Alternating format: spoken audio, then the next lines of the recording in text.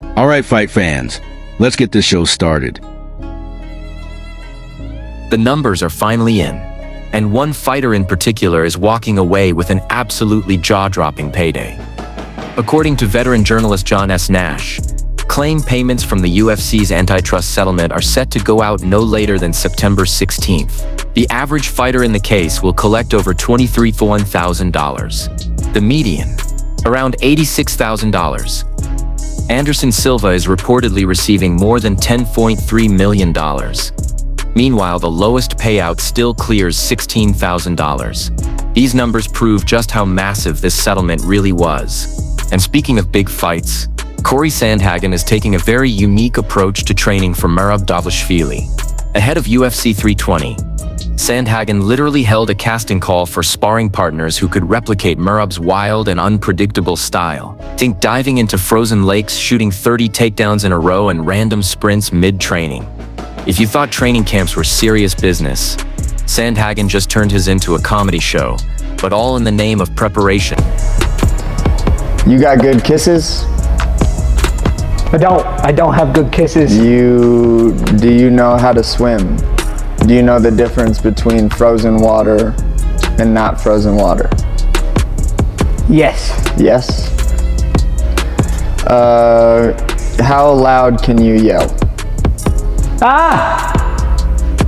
That many. Get him the f out of here.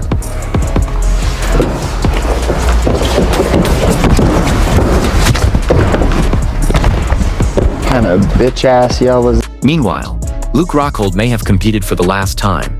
After suffering a brutal knockout loss to Darren Till at Misfits Boxing 22, the former UFC and Strikeforce champ hinted on social media that it's time to work on his golf swing. When asked directly if this means retirement, Rockhold didn't give a straight answer, but admitted at 40 years old, he can't keep taking shots like that. As Luke Rockhold finally closed the book on his fighting career. Yeah, like I said, I am 40 years old and I can't be taking shots like that. I want a future for myself, and I got a lot of good things in the works, and so that's pretty much, it's around about that time. So, I mean, there's not much left to do. I've done a lot in this sport. I've won my championships, and I've done karate combat, I've done bare knuckle, I've done boxing, I don't know what else, jiu-jitsu at the toppest level. You know, I can compete with the best of the best, but I think it's time to put the competition shoes on. But the story didn't stop there. Rockhold also went off on BKFC president David Feldman, calling him slimy after Feldman claimed Rockhold quit against Mike Perry. I opted to quit. David Feldman should try to fight. You fucking. He tried to back into me and tried to like skirt me out of like, you tried to like pinch me on weight to try to favor Mike Perry in a fight. Like, he's just a slimy bastard, that guy. You can shut the up. Rockhold fired back, blasting bare-knuckle boxing as a dumb man's sport, with scrubs filling the roster. That's a brutal takedown, but trust me, the backlash was coming. So, it's a dumb man's sport. If you look at bare-knuckle boxing, there's no one who... You just run forward and throw punches like idiots. And then the whole ring is metal. So there's no flow, and so you hit that bitch and you bounce back in. It just forces you back in and makes a ball. It's just a dirty ball, and you know, some people want to see that, but I like technical fights, and that's just, you know, you look at the caliber of competition in there, and it's the scrubs. Enter Hector Lombard, the BKFC veteran, clapped back at Rockhold on Instagram, telling him to stop disrespecting combat sports and reminding him to enjoy the process. Lombard didn't hold back either, saying Rockhold should show gratitude instead of trashing other disciplines. The war of words is heating up fast. Luke Rocco, you was the champion in so many different organizations, right? And you still unhappy. Shame on you, bro. And here you are, talking shit about a lot of different combat sports, that PJJ is gay, That Benac was stupid. Yeah, he's stupid. After my Perry whoop your ass. BJJ is gay, like you say. After you got your ass whooped. Don't be like that, bro. Don't be like that. Enjoy the process. And none of these combat sports are stupid.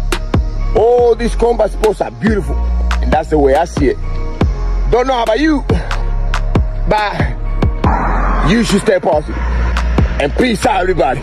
And if that wasn't enough drama, Rampage Jackson has finally broken his silence about his son Raja after the viral Syko Stu incident. In his first full interview, Rampage admitted he's not speaking to Raja right now, saying his son dishonored the Jackson name and even put his siblings in danger. Rampage made it clear he's not cutting his son off forever. But the father-son relationship is clearly in a very dark place. So, if you are worried about his well-being, why are you not talking to him? Because he dishonored my name. And But he's still your son. No, listen. I know he's my son. I'm not cutting him off for forever. I just haven't talked to him. But this is the worst moment of his life. He needs you now more than ever. No, listen. I talked to him after the shit happened, and he hid the fact that he did this shit, and you know he put my other kids at danger. I just can't talk to him right now. I just can't. I'm not saying I'm never going to talk to him again. I just can't talk to him right now. I need some time. I'm dealing with his attorneys and all this shit, but I'm very disappointed in Roger. Like, yeah, I'm not a perfect parent, so I don't know what's the protocol to how much time you stop from talking to your son when he fucking goes out there and hurt somebody. He put a guy in a fucking hospital. Rampage didn't stop there. He also turned his anger towards Syko Stu himself. Jackson blasted him for not taking accountability and for making the situation worse with death threats and online hate. According to Rampage, if Syko Stu hadn't hit Raja with a beer can in the first place, none of this would have happened. This feud is far from over. Oh, where would we be if Roger would have killed that man?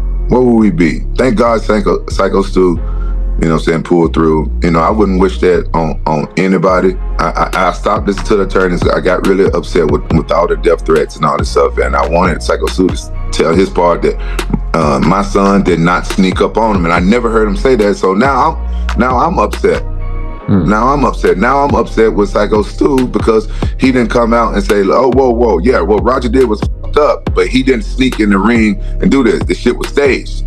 That's all he had to say to get some of these racist ass motherfuckers out of my DMs. Hey, he's seeing all this shit how it blew up and stuff like that. He should at least said something. Okay.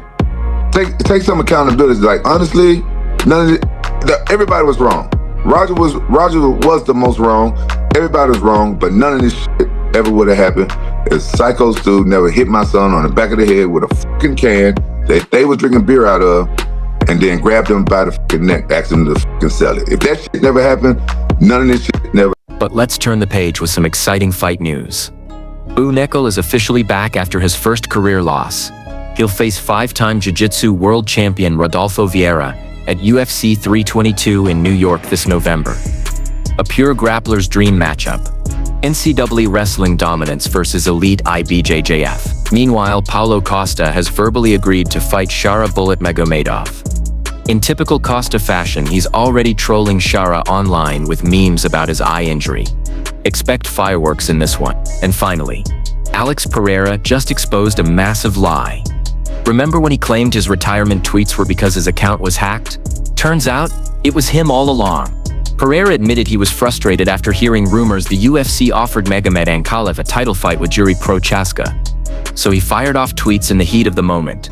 Fans were shocked he admitted it, with some saying the UFC is fumbling one of their biggest stars. As for the Ankalaev rematch, Pereira's prediction was simple: I go win. So a little bit was miscommunication because Alex kind of found out through social media, stuff like that, and he was upset back then. That's why he sent a Twitter. But he regretted he was wrong because he didn't know talks that was going on, anything that was going on. So it was kind of miscommunication between camp manager and the UFC. It's not UFC's fault. So can we clear that up? Because you did send a tweet from your account and it seemed like you were upset and then you took the tweet down.